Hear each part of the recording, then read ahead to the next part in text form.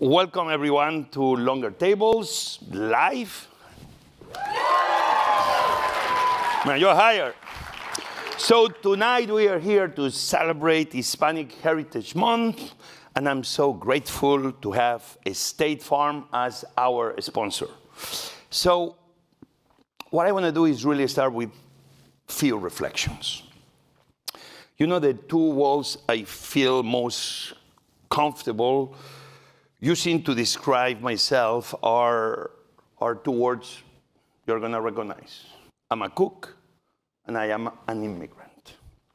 So obviously my identity as a Hispanic American is really core to who I am. And it shapes in the way I see the world. I'm sure this happens to every one of you too. My family, and the way I see this country. Hispanic Americans, Latinos, I believe we are bridges, like all immigrants. In a way, we are all bridges. We unite faraway places. I see this in my three daughters. The three of them born here in Washington, D.C., at Sibley Hospital. And tomorrow I'll receive a letter from the president. Hey, can you donate to the hospital? I love America. And I love the Sibley Hospital. And they are fluent in Spanish, in English, a little bit French. And they grow up in between two cultures. And probably more, thanks to the many friends from different religions, different countries. And this, in a way, is power. I mean, for me, having my three daughters growing up in America, that's, I think, the best opportunity I get. I think all the things they've been part of, it didn't confuse them. I believe make them better, more prepared to see the world under different lenses. So there is riches of being both Hispanic and American, just as there is riches between the culture of Spain and the many cultures in Latin America. You know, I remember when I opened, and this is not a commercial, but first time I opened Jaleo, my Spanish tapas restaurants, on 7th and E. Hey, somebody wrote 7th and D. What's going on? Is another Jaleo?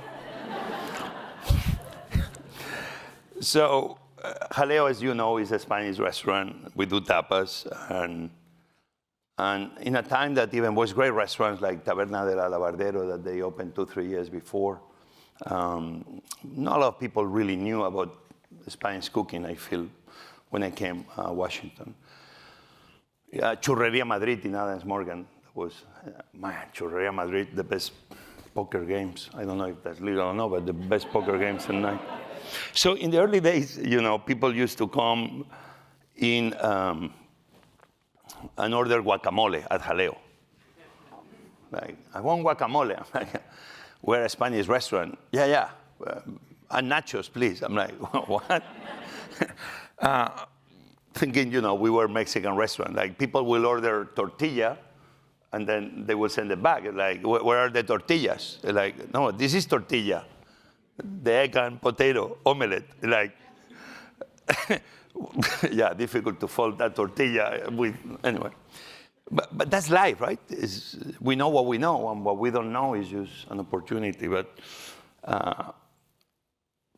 so I felt like my culture was not well known, and this gave me the purpose. I'm sure it happens to all of you. Depends. Doesn't matter where you are from, and doesn't have to be from a different country. It can happen within your own country and within your own state.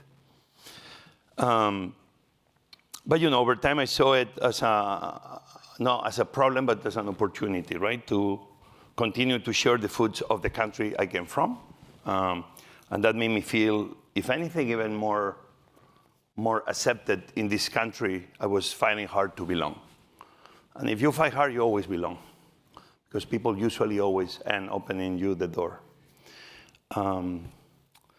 So through my restaurants, this was the opportunity I had just to, I would not say educate, but the way to have a role in life. My role was not just to share dishes and food and charging for it, but was in a way being a storyteller through the dishes. And not only me, but every cook, every waiter. And in a fascinating way, it's a way that as you kept meeting people and you began being educated about their own identities too. I remember first time on a Sunday, empty. Jaleo was empty, the street was empty, everything was empty. And this tall guy comes with old jeans, broken, and he began telling me a story about China and Mao Zedong and strange people of the past. And like, who is this guy? If all customers are like this, I'm doomed. And then he began telling me that, oh, this sausage with beans is from my Irish heritage. I'm like, okay. In Ireland, they had beans. And that guy was Senator Patrick Moynihan. Fascinating, right? And then Senator Thompson eating in the table next door. It's fascinating, right? That yes, I was trying to share with others, but my restaurant was a place I met so many people that they kept sharing with me. And this is fascinating. So, you know, years later, going back to the story of when people order guacamole in my Spanish from Spain restaurant, I travel a lot through Mexico. I met many amazing Mexican chefs, and I traveled around Mexico as much as I could. Besides eating first in many amazing restaurants in America, like Rosa Mexicano and so many others in New York that for me were like universities right in the street. So I was very proud to open Oyamel, my Mexican restaurant. Oyamel, again, I know it looked like a commercial, but quite frankly, go to any other Mexican but mine. But I'm very proud of Oyamel because many of those stories I learned, I put them to play right in this place. And for me, it was a love letter to a region, a country that I fell in love with. And then finally, I could accomplish the dream of many that they could come to a José Andrés restaurant and order guacamole with tortilla.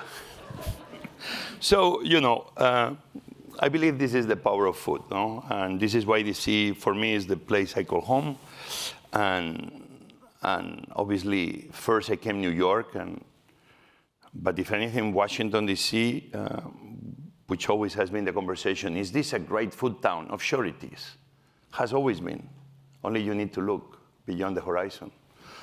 And for me, this city has been this amazing melting pot of cultures and flavors, of stories, and with the people.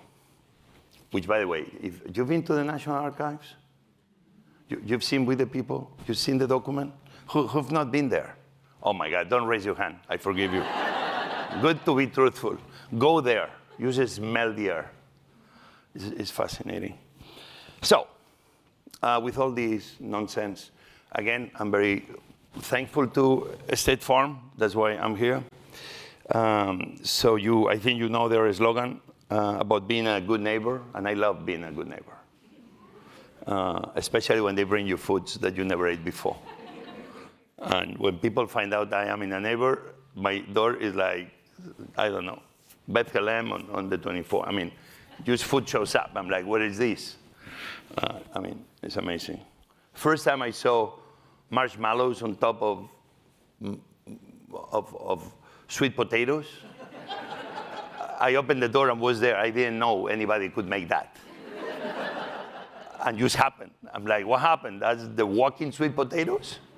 How it got here was a neighbor. So I love good neighbors.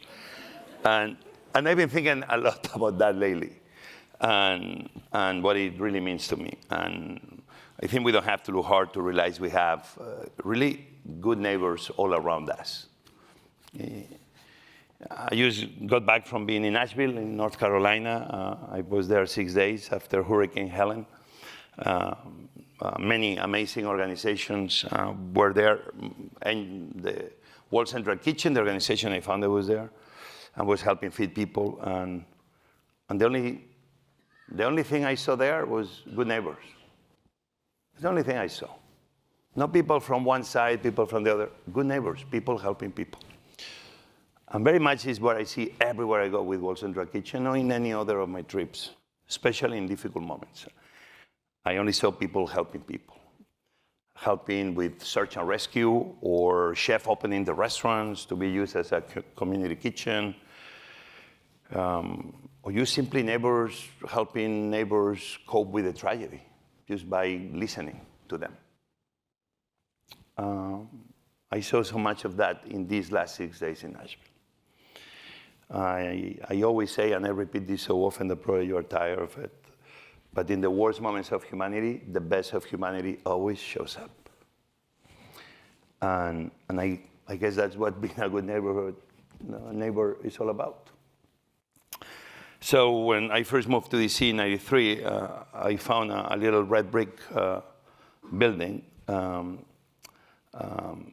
Actually, I moved to DC in 1993, and there was a red brick building of an empty lot across the street from the Landsburg, again, making a commercial of my restaurant, Jaleo. And that house happens that if you see is the Missing Soldiers Museum. Quite frankly, I think the American Red Cross should do more to promote that house. Because this is the woman that very much began on the flying hospitals during the Civil War, taking care of both soldiers of both sides. This is the woman that created the Missing Soldiers Office, which is fascinating what she did as a nurse. And this is the woman that created the American Red Cross. And across Jaleo, that was her house and her headquarters, a tiny house. She used her simple but powerful skills as a nurse. My mom was a nurse, so I know that when somebody tells me about a superwoman, it's like superwoman exists, and we have them all across hospitals across the world. And she created single-handed a movement that took care of, as I said, the wounded soldiers and helped the families come for a difficult time. And I guess Clara Barton is this time. I guess Clara Barton, she was a good neighbor. And last thing about, obviously, all the amazing neighbors I had during more than 30 years living in DC. So during this Hispanic Heritage Month, I'm super thankful to good neighbors like Maria Montes and Elmer Trejos. Maria and Elmer, they worked with me more than 30 years at Jaleo Restaurant. Amazing people, amazing fathers, amazing mothers, amazing chefs. People that began sometimes in the dishwashing room or prepping, and they end being chefs. And that in the process brought up their entire families, even sometimes against adversity and difficult situations. People like Maria and Elmer, I realized they made me better, along with so many other people that I had the honor to work alongside. You know, I hate when people tell me, I used to work for you. I'm like, excuse me, in any case, you work with me, but you don't work for me. So I'm really inspired by how in these 30 years, people like them is the ones that really helped me make my restaurant successful. Not me, not I, the person, but we, the people. And how we've been able to give. You know, the joy it gives me now when I have children. I have 30-year-olds that come with their children, and sometimes their grandparents or their father and mother, 3 generations, because they wanted to bring the 1-year-old to eat the same croquetas that they ate in Jaleo over 30 years ago. And this is unbelievable when you see this. And this brings memories of my daughters coming back home for the croquetas, but then it gives me memories of when my mom will make me those croquetas. And it's a story that keeps on giving, right? So going back, obviously, to Elmer and Maria, you know, I realized that they came from faraway countries like Salvador or other places, but these people like Maria and Elmer, that they become part of the American dream. That is not a perfect dream. You have to work towards making it as perfect as we can. And that's what I'm asking you, know, how we can all be thinking about how we can all become better neighbors and make everyone around us even better.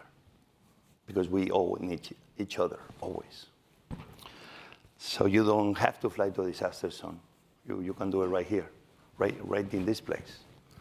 I'm sure you're going to see somebody sneezing, so you give them a Kleenex. That's a joke, but that's an important one. You see a paper in the street and you pick it up, you are maintaining your neighborhood and your city cleaner. It's the small things sometimes that make all the difference to create a better tomorrow. So, now is the time because that's what we want to do. So I'm super thrilled to be welcoming a good friend of many, many years. One of the great ambassadors of Mexican cooking, someone I'm very proud to call my neighbor here in Washington, D.C., someone that we've cooked together before. We've done TV shows when she invited me to her amazing TV show. One of my favorite Mexican people in the whole world. Give a big round of applause to Pati Jinich. Jinich! Pati! Hombre!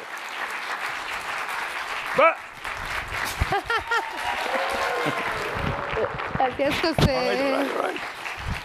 All right. Okay. Man, I was long. But it was okay, no? We don't need to cut it. Good. No, what happened, they put me things, and then I add more things, and then it never ends. How are you, Pati?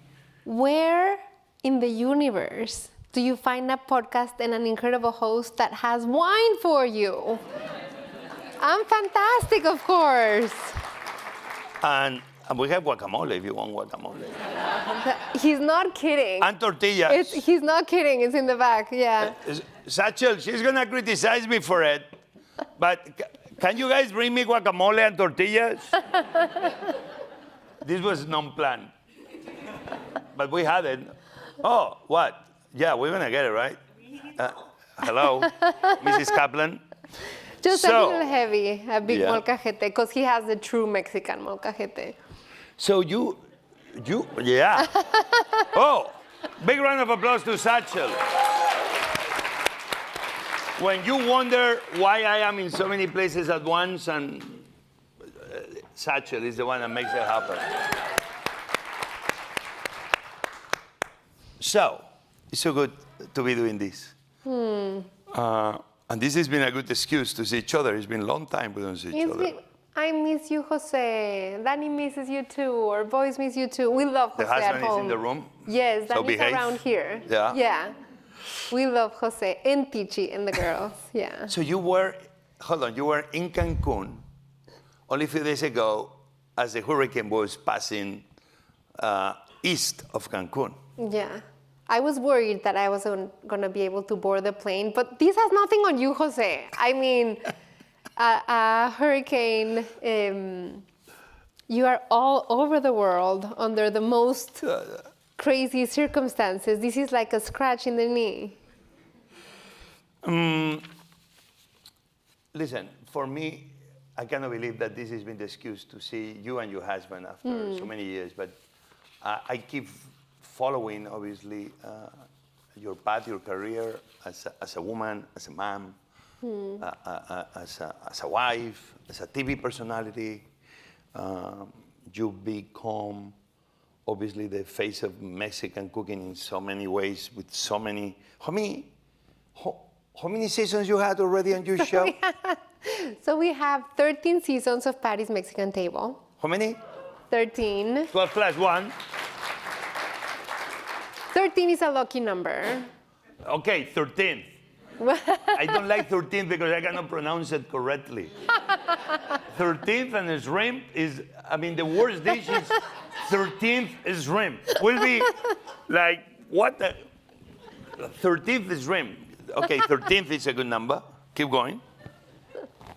I think Jose needs to do stand-up. Who would go? Like, the best. So 13 seasons. You came with me, I think, to my kitchen to do, I think we were doing season 8, and we did an episode together, which was one of my most favorite episodes, where we did something like Spain meets Mexico, and I cooked a Spanish bacalao for you, which was really good. Because in Mexico, we eat bacalao for Christmas. And you made a crazy pipián covered egg in a tortilla taco that was just extraordinary. We had so much fun. But yeah, so 13 seasons. Every season, I go to a different region of Mexico, come back to my home, your home, and then bring those ingredients and techniques and recipes so that anybody can enrich their life with what Mexico has to give. And I think that you and I both share that. We share so many things, Jose, because we're both immigrants, and we're from that group of people who are in that liminal space, in that limbo. We're the ones who left. We're the ones who came. It is our kids who are the first generation. And we have to represent and bring our gifts to the US. And then it's by showing our gifts that we are able to grow roots here. I feel like we share that. I think we do. So you can clap. That's a hard crowd. You guys. I mean, they see guacamole, and we're not giving them guacamole, and they become like, hello, you know? I have to say, Jose needs a stand-up, but also, I would vote for Jose any day, for like, and he's a caballero, I mean. Thank you, Jose. I would vote for Jose for anything, any day too. Stand up, vote for Jose. Okay, stop it. Yeah. My God, she's like my sister. So, make us jealous. You were in Yucatan. So I was in Yucatan. And you were shooting? You were filming? Just visiting? I was visiting. I was cooking for an event, which was actually really extraordinary. And my invitation? Well, it wasn't my event. I was invited to cook. You know how it is when we're cooks. People invite you and they say, oh, we'd love to have you over. Can you like cook a little dinner for like 100 people? But so it was a lot of fun. And before Cancun, I was in Chihuahua, which this belt is from Chihuahua, guys. Chihuahua is a state. Not the dog. No, nothing wrong with the dog. I love the dog, but it's a state. So in talking about Pati's Mexican Table, I started Pati's Mexican Table with a very nostalgic heart, wanting to share the Mexico that I knew, the Mexico that I missed, the Mexico that I wanted people to get to know and to break the myths and preconceptions of who are Mexicans, what Mexicans do. But as the seasons have moved forth, I've moved into really wanting to do the Mexico that I don't know. And so I started with Mexico City, where I'm from, and did Oaxaca, and did Puebla, the usual suspects, you know, the Mexico that I knew. And as the years have gone by, it's been Sinaloa. Everybody knows Sinaloa because of El Chapo. So I felt that duty. We love El Chapo. Chapo. He gave us a great series. Yeah. People were asking me, you know, my director at the time said, when I said, I think we're going to Sinaloa the next season, because I have to scout for where we're going to go the next season. And I told my director at the time, I said, we're going to Sinaloa. And he said, Sinaloa like El Chapo, Sinaloa? And I said, well, he and many million people are from Sinaloa. And he said, no, Pati, my wife and I have been watching Narcos. I think that's a tough sell. And I'm like, that is why we need to go, you know? So it was incredible. We learned so much. And that drew me to, you know, do more and more regions that I had never even been to. But I guess you get that too, being an immigrant from Spain here in the US. Doesn't it happen to you that you meet people from Spain, from regions and places that you hadn't even been to in Spain, and you're meeting them here, and it's like a microcosm of the world, and you see your home country with this nostalgia and this wonder, and like, how come I didn't know this? So that's what's happened to me with the show. The more, as we grow older, the more we know, the more we know nothing. Exactly. And especially all of you that you think chefs, we have the response to everything. Like I'm walking in New York and somebody, hey chef, how do I make? I'm like, hey, I'm a cook, I'm not God. Just get Google, leave me alone, move away. It's like, my God.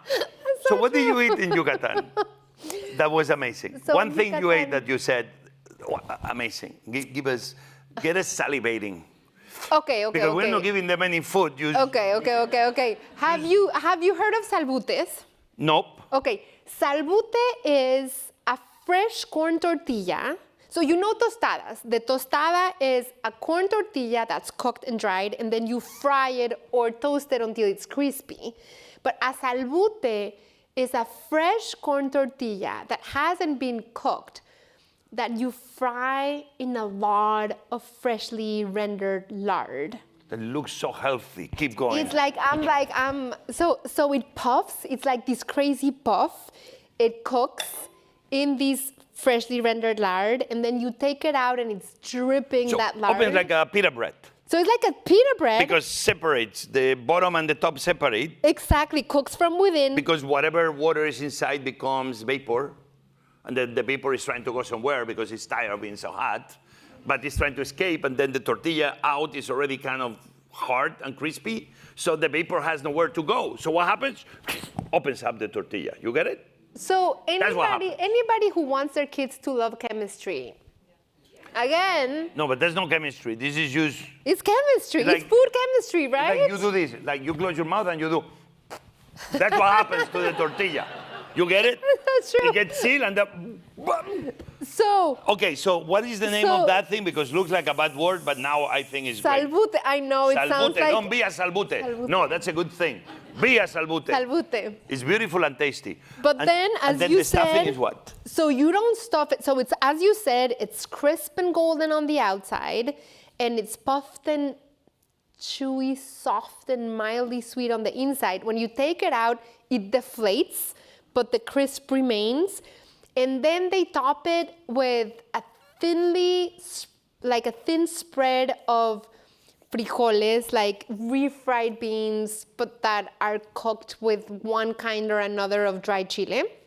And then you top it with picadillo. So you know picadillo de cerdo?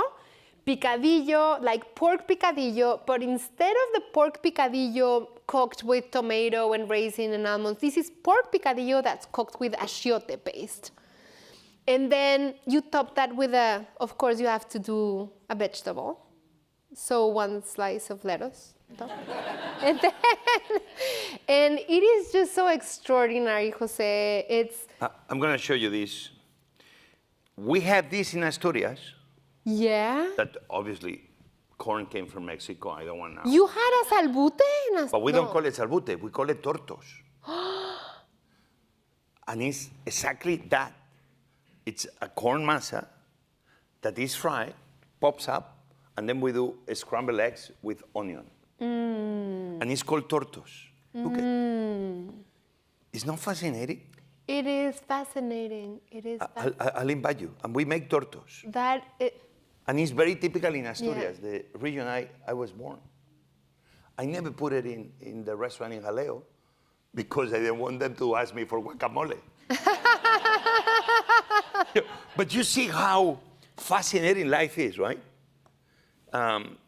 You learn from one place, you learn it from the other, and some things become more popular in the country that this doesn't belong to. And that's the fascinating thing about food. It's like coffee, right? You say, where is coffee from? Colombia. Well, Colombia has great coffee. But where coffee originated, right now they don't even drink coffee, which is crazy. That is crazy. Yemen and other places. It's just nuts. But that's how the world is fascinating this way. And it's incredible how much you learn. I have to say, Mexicans, and I don't know if you think that this applies to Spanish people as well, but I feel like Mexicans, we're very ignorant about ourselves. Like one region of Mexico doesn't know about another region of Mexico, and I'll tell you a little bit about my ignorance. I come from Mexico City. But Mexico is a big country. Gigantic. I think we're like 127 million people. Big, you're a huge country. It's great that America took a piece from you, because if not, you will be huge. Okay, that's a joke. I'm just laughing because you said it. Oh my God. I'll get the phone call. No, that was very funny. Okay, keep going. Very funny. Save me. That was funny. Okay, so Coming from Mexico City, it's central Mexico, and we love corn tortillas so much. And growing up, I used to think two things. One, that flour tortillas were American and just belonged to the US and not what we Mexicans eat. And I used to think that nachos were the most terrible, horrible thing in the world. Until I went to Sonora and Sinaloa and Chihuahua with the show and realized that flour tortillas have been part of Mexican cooking for 500 years because the Spanish brought wheat to Mexico. So Finally, we did something good. you did, yes, you know, I have to tell you, you're gonna love me for this. When people talk about decolonizing the Mexican diet, I say, okay, take away carnitas, take away cheese, take away churros, nata, flan, garlic, take away onion, almonds, garlic, oregano. I mean, walnuts, yeah, yeah. Okay, you don't have to rub it in that much. pomegranates. But all the Asian trade, of course, tamarind, mango. I mean, many things that we know as Mexican. That throughout history, Mexicans, we've put a stamp on it, right?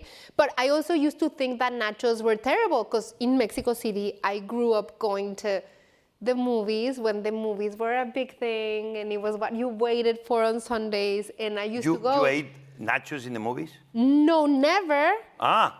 But I used to see them. It was like the nachos with the round tortillas and the cheesy from the thing.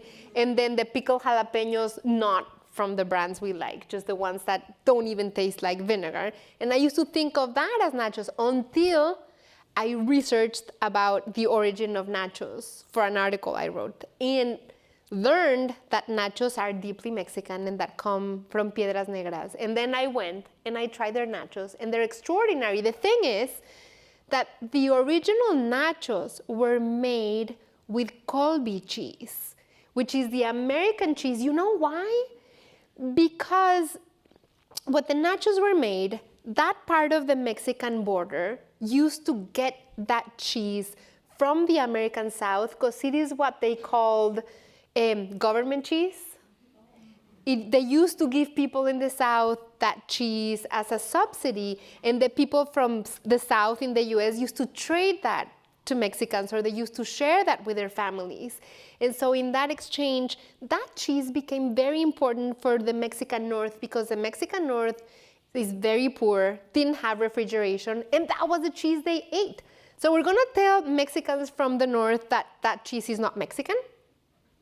We can't, you know, it's all that nuanced, difficult conversation about authenticity and anyway. We are no one thing. We are no one ingredient. We are so many more. We are so many more. So many more things. That's who we become. Yeah. Tell me what you eat and I'll tell you who you are. No, what you want me to be because that's what you think of me. Exactly. Yeah. This episode of Longer Tables is sponsored by State Farm, a proud supporter of Hispanic Heritage Month. When you get a new car or a new home, the first thing you might find yourself saying is, I can't believe it. But what you really want to say is the one thing that can get you the help you need. Like a good neighbor, State Farm is there. State Farm is there with the coverage you need for your car, your home, and even boats, motorcycles, RVs, and other things that matter to you. My listeners know how much I value close connections. And that's one of the reasons why getting a new home feels so wonderful. It's a place to spend time with your friends and family. Whether you foster those connections in the kitchen, like me, or another special room at home, State Farm is there to help you protect you and your special places. With a State Farm agent, you know someone is there to help you choose the coverage you need.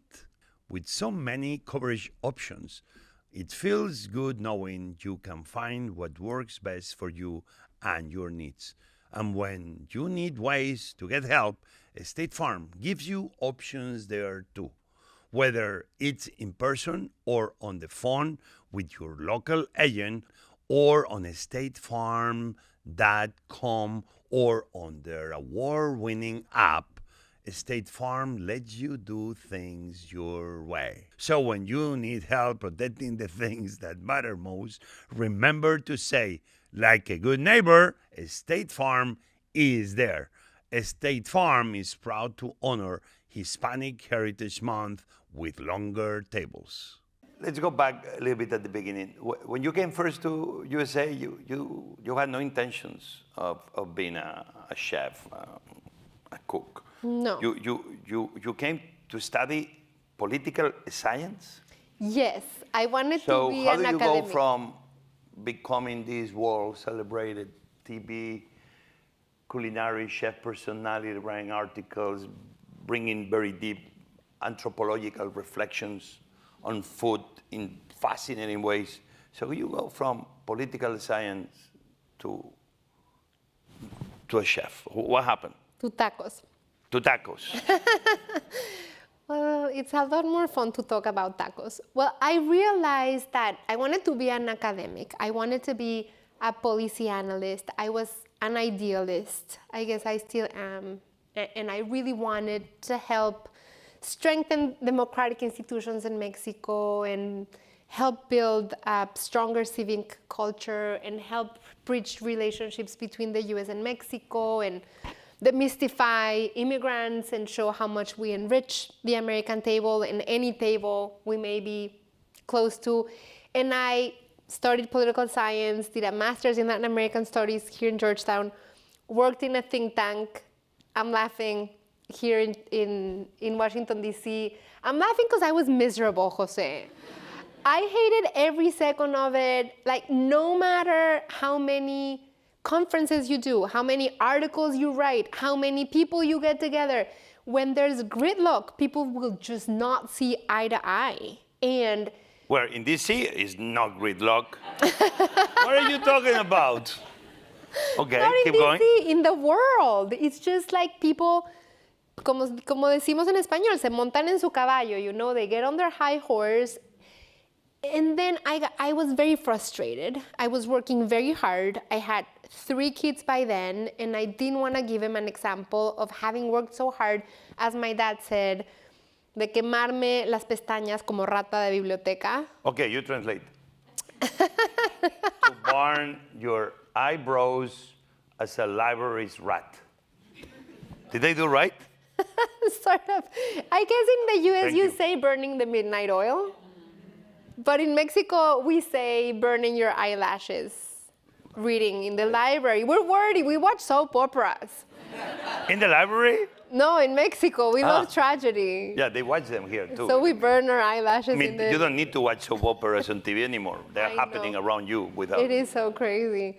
But so I wanted to do that. I got frustrated, and then I just started thinking about food and how maybe by helping people with what to cook, you know, if you help people with how to solve the riddle of what to make on a Wednesday night dinner, something super delicious, and it happens to be something from a culture and from a people that they don't understand, but you give them the food and they eat it and they love it, it's like a way to unlock that door of understanding.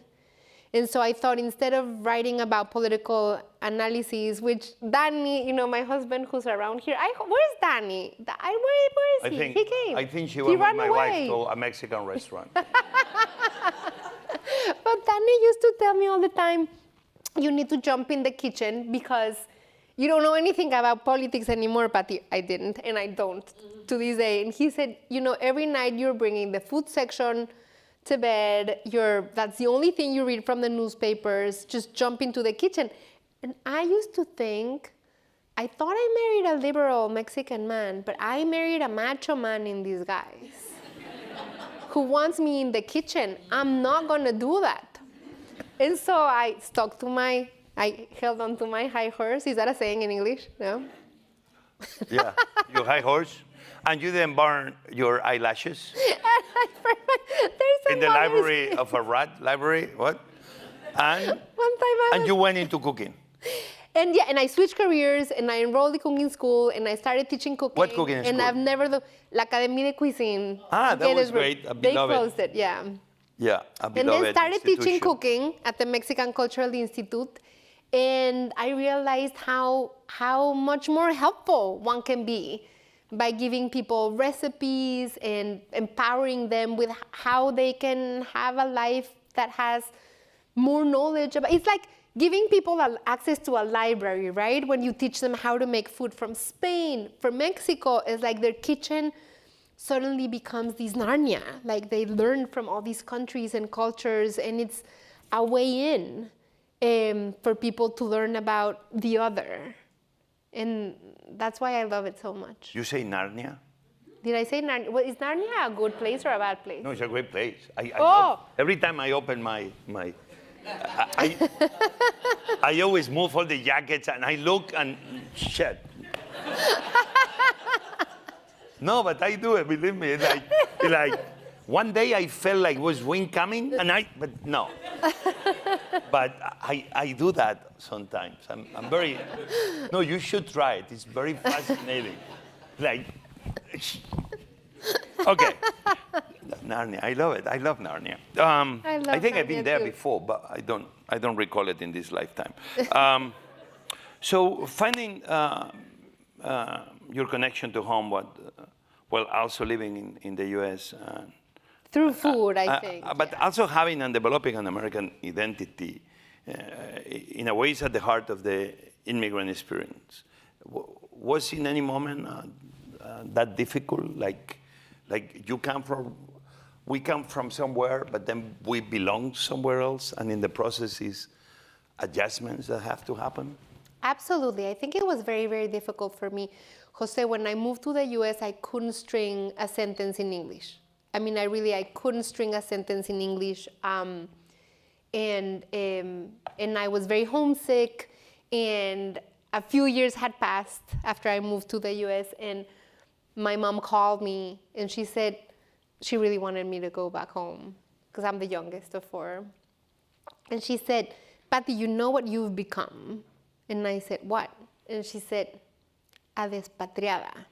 And it was the biggest, I love my mom, I didn't take it back. Despatriada. Despatriada is someone with no patria, someone with no homeland, someone who comes from nowhere, someone who has nowhere to go, someone who belongs nowhere, someone who has their roots floating around. I'm telling you, I remember the conversation now, this was 20 years ago, and it still stings.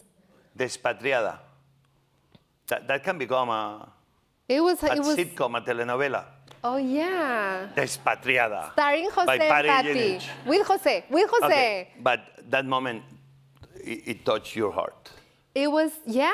And for a long time I felt it, and it hurt. And then many years had to pass, and I realized that through the soft power of food, I was able to not only strengthen my roots to my home country, but it was through sharing my food with the US that I was able to grow roots just as strong in this country. And so I feel like not only am I not a despatriada, but I'm doubly rooted.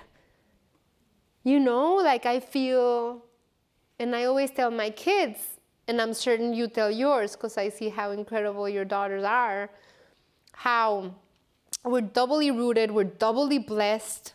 We have two cultures to draw from, the languages, the cuisine, the culture, the traditions, but we have double the responsibility, which can be tiring, but it's fun. But your mom didn't tell you that to hurt you. Your mom, as all good moms, told you that to say, come back. come on. Yeah. But in a way, you saw that you could not only prove her, but prove yourself that, but yes, you could be both, and that you could belong to both places. Yeah. Equally. And you've shown it. In many ways, you've shown it. Thank you, Jose. And I think that I also learned that, you know, as parents, we try to do the best we can. We try to not make mistakes that were done to us, but as my husband says, no matter what we do, we're gonna make our own mistakes. But I also learned how you can really hurt the people you love because of loving them so much. I mean, my mom wanted nothing more than have me go back.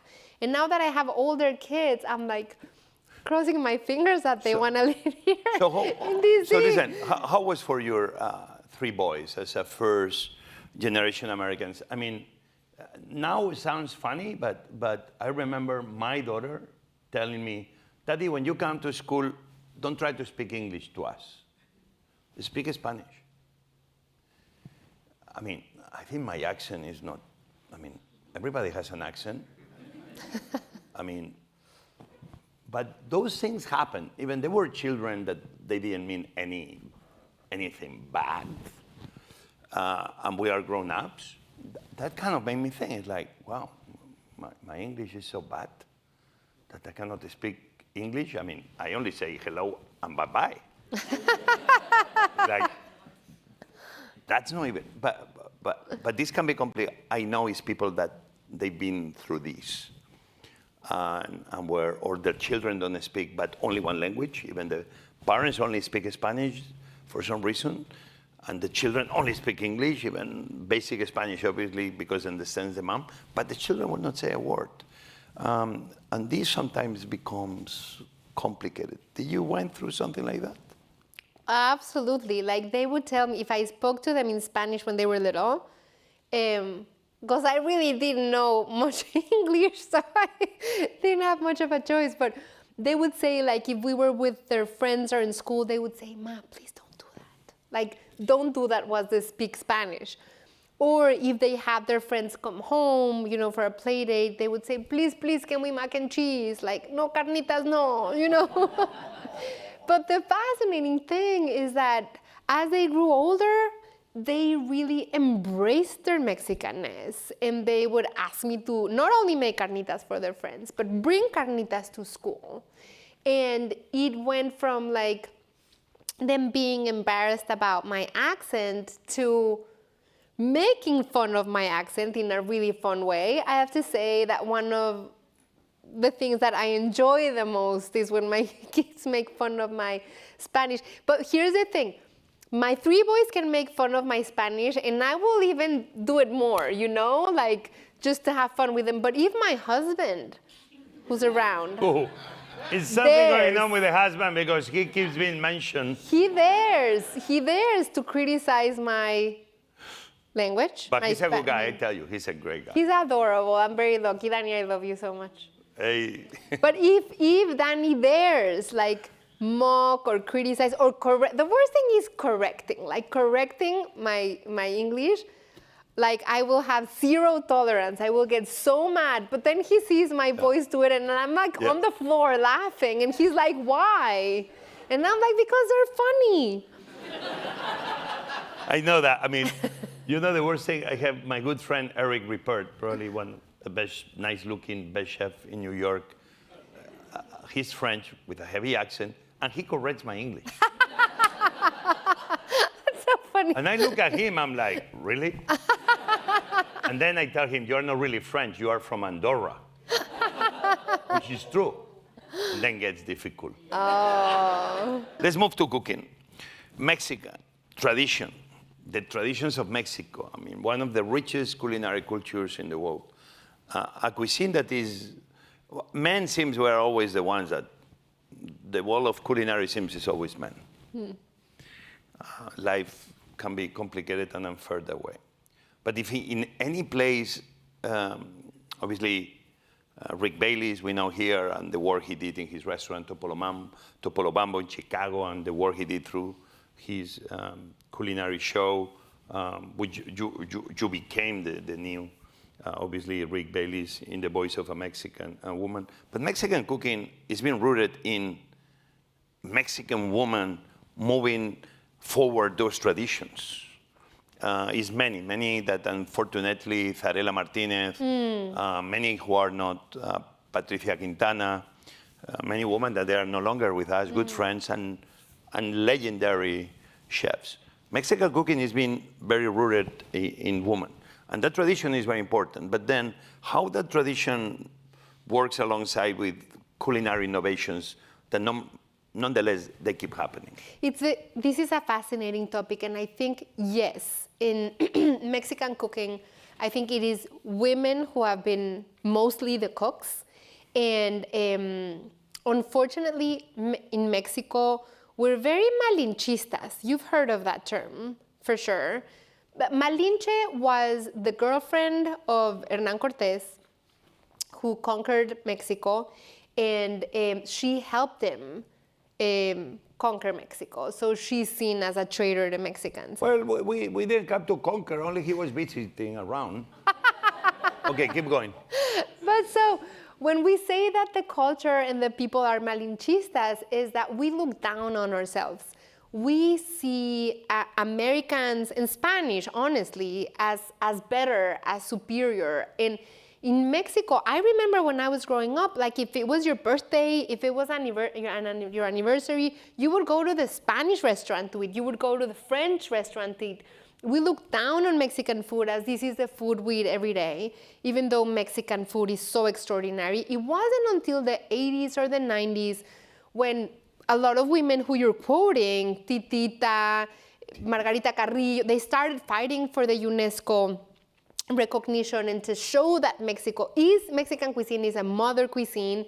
And then men started showing up on the stage with the torches and the molecular and the nitrogen and all these things, and then started getting a lot of attention and really taking Mexican food to the modern table, which is so important, showing that Mexico is not only a cuisine that is traditional and kneeling on the floor con tu metate, but that you can do really extraordinary pushing, innovating. So it has been that conversation between men and women in the culinary stage, I think. I love to see men, Enrique Olvera, he's incredible. His restaurant Puyol is one Puyol. of the best restaurants in the world. I ate there 2 weeks ago. Yeah, incredible. I mean, there's so many amazing male chefs now, and I think, that tug and pull, I think, has been very interesting. But a cuisine, like if it doesn't get new air, and new things and new techniques and new ingredients, and it doesn't get played with, it really risks being asphyxiated. You need that. I love walking two paths, which I know you do too. I think that I keep telling Jose, I know you do too, I know you do. But I know you do too. Because on one path, I'm guilty. like we preserve, right? We want to pass down the heirlooms, the classics, the dishes that scream our DNA. But at the same time, we walk another path where we want to play and we want to bring new air, and because classics were one day new dishes, right? So who knows? Many of the new things that Jose is making, I say because in all the restaurants, you're playing in so many ways, and you're in a way creating new classics, the dishes that will become a classic. Now, what is a new dish that will become a classic, and what is a new dish that was just an experiment? You never know, but you have to try. This year is the 100th anniversary of the Caesar salad. It was, yes. Yes. I was invited, but I couldn't be there. I know. No, but I was missed there. the opportunity. But we did the organized Caesar salad that I created like 25 years ago in Minibar, because I think salads are very messy. Yeah. And I was talking to the salad, and the salad told me, can you organize it? It's like a drawer, right? Everything messed up. And then I listened to the Caesar, and we organized the Caesar. We didn't change anything, only we had jicama. But jicama is Mexican, so the salad didn't get upset with me. And we did the organized salad, and this was our homage to that gathering of some of the best chefs. Yeah. And that was the 100-year anniversary of Caesar salad. It was the 4th of July, and I was there, and I ate your salad, and it is extraordinary. The family, the chef, the restaurant refrain? Javier Plasencia? Javier Plasencia, and the restaurant is called? Caesars. Thank you. Yeah. Caesars. So if you've never been to Tijuana, do it because it's fascinating. And the food in Tijuana is ridiculous. Ridiculously good. It's unbelievable. Unbelievable. It's really something you don't imagine. But that we are celebrating 100 years of a salad, it's just nutty. It's just, and that everybody knows it. It's very bad Caesar salads. Traditional or modern. It's only good food and bad food. Me, I'm the guy that I like good food. It's people that like bad food, but I don't use this against them. But one incredible thing about the Caesar salad that you're saying is that the Caesar salad comes from the US-Mexico borderlands. And it is a place that has been demonized, narrowly defined, stuck in the most stagnant narratives. And here is a dish that is around the world. Name me one airport that doesn't have a Caesar salad. Hotel. Did my team send you the questions? No. Because you know all the answers about the next question I'm about to do. You are the smartest person I know. No, we're just insane. So tell me about the border and how the Caesar salad, because she has a TV show called La Frontera. And in a moment that seems every time we read on the news about the border, seems it's bad news. Whatever.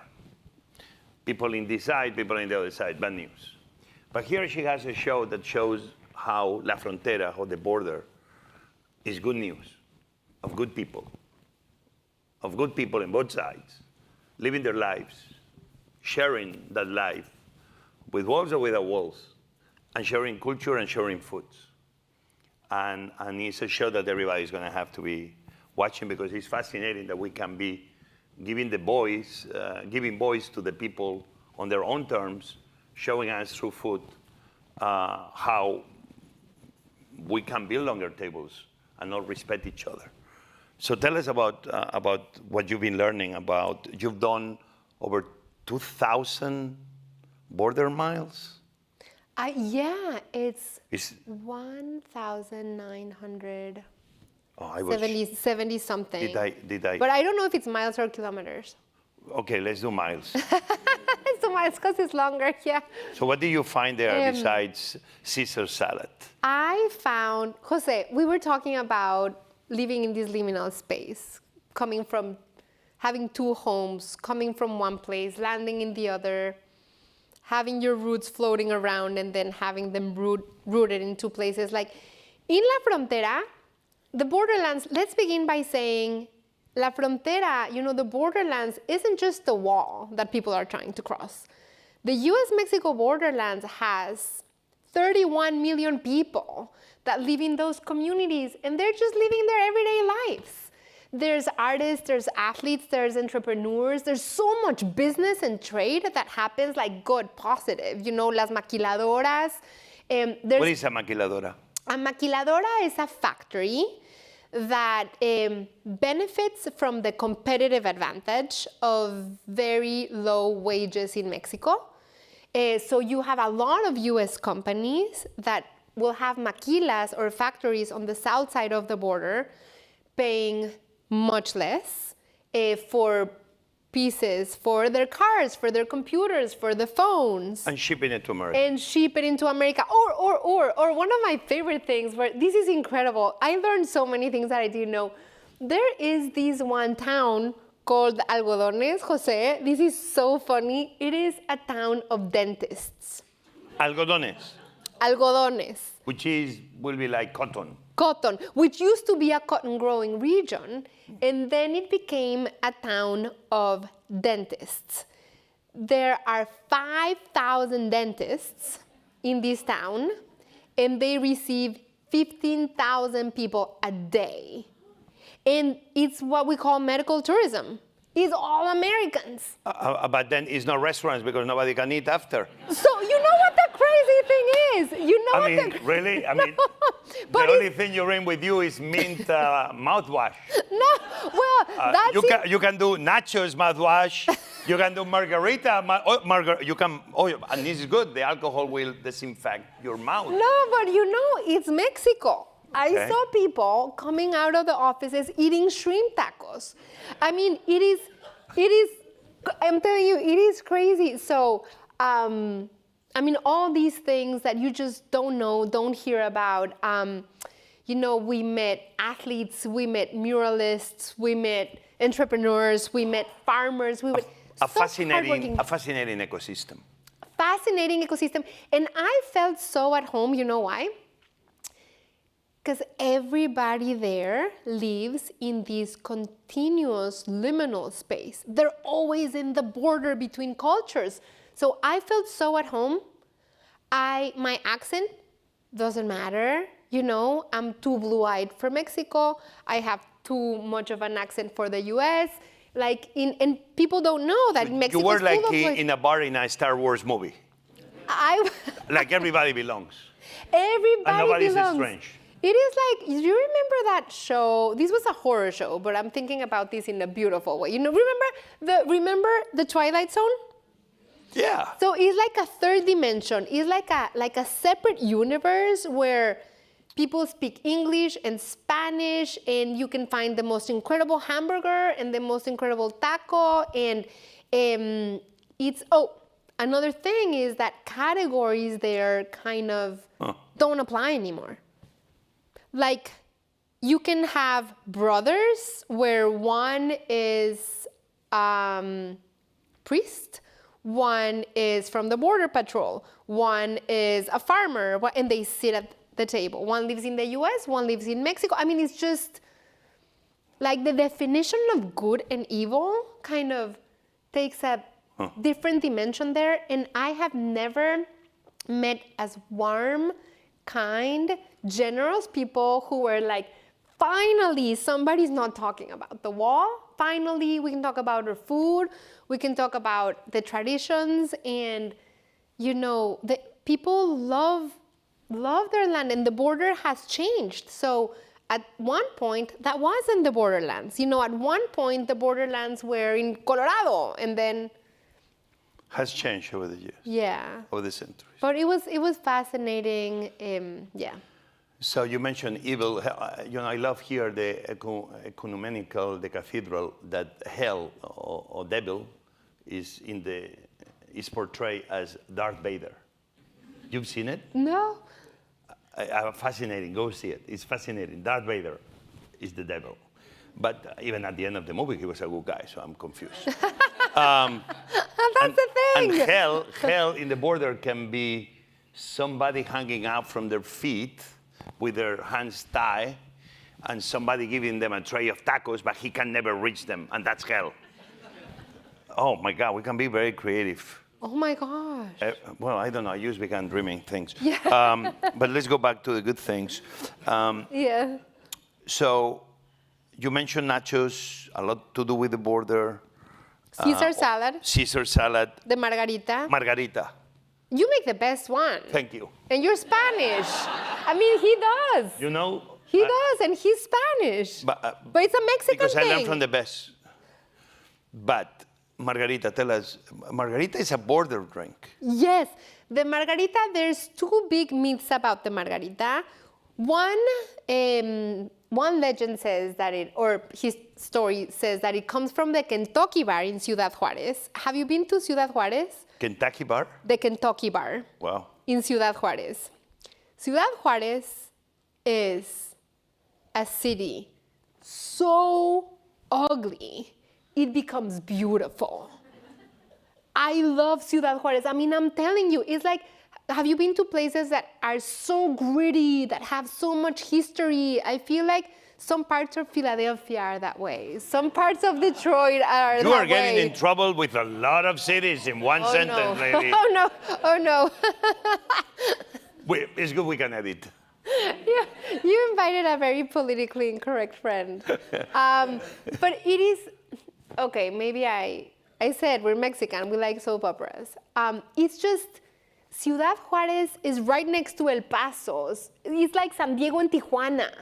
It's the difference is so shocking. But where do you find the most incredible food? I mean, everybody in El Paso goes to Ciudad Juárez to eat burrito, even though El Paso has burrito. Everybody in San Diego goes to Baja and Tijuana to have tacos. And people go to San Diego and to El Paso to shop or to get ingredients or to, they want to go to school there, they want to go to colleges there. So it's the competitive advantage, I guess, of countries. And Mexico's competitive advantage is definitely our food. Okay. So we spoke about margaritas. We spoke about nachos, Caesar salad. The other dish I forgot. And your Caesar salad. My Caesar salad, deconstructed Caesar Fish tacos. Fish tacos. But I was used in Mexico and it was fascinating. I went to Cuernavaca. Oh. And Tepoztlán. It's beautiful, Cuernavaca. But I went in a moment that for me is my most beloved moment in Mexico. Is when pomegranates are in season. Fresh walnuts, what Mexicans call the Castilian walnuts. Obviously, the poblano peppers, which even the market was full of wild mushrooms. I bought so many wild mushrooms, but I bought them by the case. I don't know how to buy by the pound. Even I didn't have a place to cook them. So I went to a restaurant, they gave me table, even was packed. And they gave me a table, we were 6. And the only way I had to pay back the restaurant for them giving me a table, even was 100 people waiting in line. I gave them all the mushrooms, which was like 6 boxes of mushrooms, chanterelles and porcini and black trumpets. It was fascinating, fascinating. But the dish I love with the pomegranate walnut I described was the chiles en nogada, which is not many countries that have a dish that symbolizes their country, honoring the flag itself. If you never had a chile en nogada, you don't know Mexican cooking. It's the most strange dish in the history of mankind that doesn't make sense until you eat it. I discovered it through like water for chocolate, como agua para chocolate, where Laura Esquivel brought this amazing novel where we all fall in love with quail in rose petal sauce. And I even did the menu in the old days in Café Atlántico. Ooh. So tell us the story about chiles en nogada, because again, it's the most Mexican dish that doesn't make sense, but no dish gives more identity to a country as chile en nogada does. That was beautiful. And I do think that chile en nogada is the most iconic of Mexican dishes when it comes to our pride and the representation of our flag, because it has the green from the chile poblano, the white from the walnut sauce, and the red from the pomegranates. And it also is a dish that screams about our complex history, because it's the mix of Spain and Mexico in one dish. I mean, pork comes from Spain. Pomegranates come from Spain. Onion and garlic come from Spain. I feel guilty now.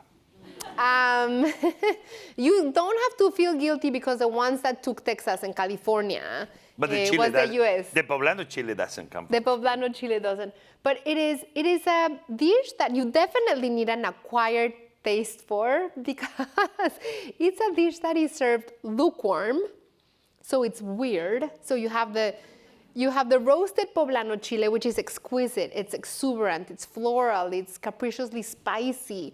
It's meaty. Can you repeat that? Capriciously spicy? I mean, it's not fascinating. I said it. Capricious. I never heard those 2 words together. All chiles are capriciously spicy. Like you can get 2 chiles from the same plant, and one will burn your tongue, and one will do nothing to you.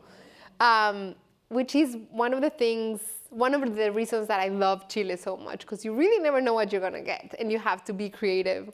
But anyway, the chile is stuffed with this picadillo, or this pork, that's cooked with the most capricious combination of ingredients, because you have onion and garlic and tomato and almonds and capers And pine nuts. and pine nuts and apricots and plantains and The sweet a dry citron. apricots. Some people put prunes. prunes. Yeah, so it has dried fruits, fresh fruits, nuts, savory. It's like this incredibly delicious thing And that the walnuts tastes. are so fresh that when you squeeze them between your fingers, it's like you're milking. They're juicy. Not milking the cow, but milking the walnut. Yes. Literally, you can.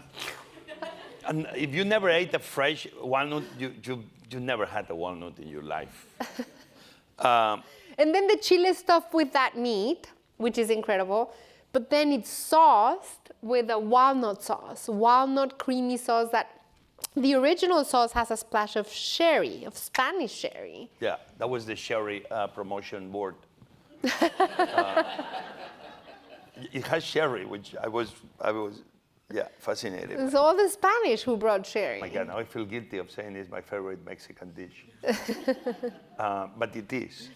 Listen, we've been having this red wine. Well, I've been having it. You've been talking. I have it. You guys have been seeing me drink. I've been drinking. Adobe from Baja California. A lot of people are surprised that Mexico makes great wines. Mexico makes incredible wine. The Guadalupe Valley, which follows the wine region of California, because you know Baja California, Norte and Sur were part of California, and California was a part of Mexico. So it is the same terroir and weather as the Mediterranean. You have the Sea of Cortez on one side, you have the Pacific Ocean on the other, you have this desertic,